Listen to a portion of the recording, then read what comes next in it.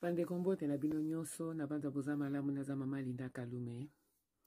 En tout cas na ye na pokwa oyo na bina sala mwa message oyo na passé et pas bandeko. Ndeko moi c'est abengi ngai. Abina nga mama Linda pesanga conseil. Na landa kayo de temps en temps. Ngai basala kinga diagnostic ya cancer na novembre passé oya 2024. Proposa ki ngai pe traitement na ngai, mais malheureusement quelque temps après, une semaine ou deux boye papa aye kokweya penza esali pas si soki peza ki mu Congo, mais du côté mobilité ya papa eza dérangé, papa a la besoin ya aide. Yango wana na singa ki nanu basi ba proposa ki ngai na banda chimiothérapie ngai na pusaki yango nanu na kipe nanu mobali na ngai ti akoyoka bien. Sikoyo ezalaka ndenge nini atunaki ngai nanu makambo ya diagnostic oyo apesi ngai ezalaka ndenge nini tosololi ne kote wana tititi ngai bon. Le plus important d'abord ezali que mpona nini yo opusi kobanda chimiothérapie na yo opusi yango boye mpona nini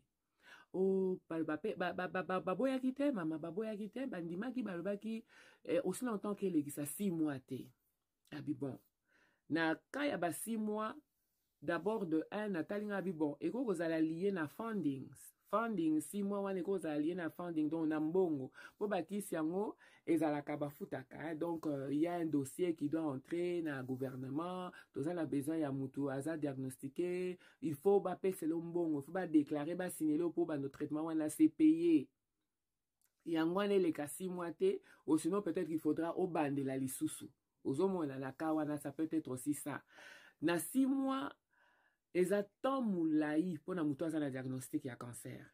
Il y a n'importe où. Biso tozaka to diagnostic bapesi mutu diagnostic ya cancer vendredi, lundi babandisi traitement pona ko éviter métastase o babengaka surtout na ka ya ndeko ezali métastase eza cancer solide s'il vous plaît.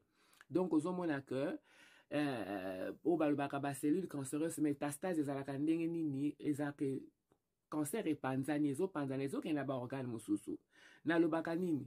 Cancer eza lokola tango ozotambola na moi.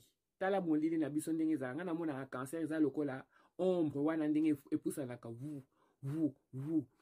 Une semaine eza temps mulai. Yango wana ezalaka soki ba diagnostiqué yo, on fait de sorte qu'au banda traitement en ayant 3 semaines. Je me suis dit que est-ce que son mari est au courant que non? Aza na diagnostic oyo. S'il est au courant et que Aza d'accord que non, il y a un traitement, il y a bien peut-être pour qu'il paye mieux. C'est que Azali bien informé sur les enjeux qui sont là. Nakaya cancer. Tu vois, cancer, ils ont le colaté que aux la bibon awa, aux os et la bibon, on a voulu tobola, on va bimisa ma foot, au PC, on a ta 2 semaines, moussousoupo, aux la macamarosala, aux homona. Et ça, le cola, tu vois, le cancer, na moment wana, bisika, oh, les cellules cancéreuses, une semaine après, qu'on pousse, ça n'est lié, le colo. Yamano mona rabat, moussou, bakata, baron, ma colbaza, ba gangrène gazeuse, bakati, bango, ponanini, pour la éviter que mata. Est-ce que, couple, ba ebili kambango, kezalaka bongo? Oh maman, comme il va penser qu'il y a 6 mois à conseiller, je pense que c'était exactement seulement à vendredi ou bien jeudi ou quoi, de la semaine passée, on a conseillé à Kindeko. Gabi en tout cas, à part lundi déjà, benga bango. Ozomona. Soko boyi, bako yelo bakera, les aides à domicile, bako ya kosunga mobile na yo. Soko boyi, bato andengwa na ndaku na yo. Comme on le dit, okoko benga mwana, akipe papa, eza makamka ya mike kosukola, mais il faut savoir faire des priorités. Qui a besoin de quoi en premier lieu? Priorité. Oh ya yo ka eza plus urgent que ka ya papa ya mobali na yo. Tu vois? Eza plus urgent que ka ya mobali na yo. Soko yebi les enjeux, je ne pense pas que cette dame allait dire que non, pesinga 6 mois, na zelana numuke et qu'on attend. Vous voyez? Donc s'il vous plaît,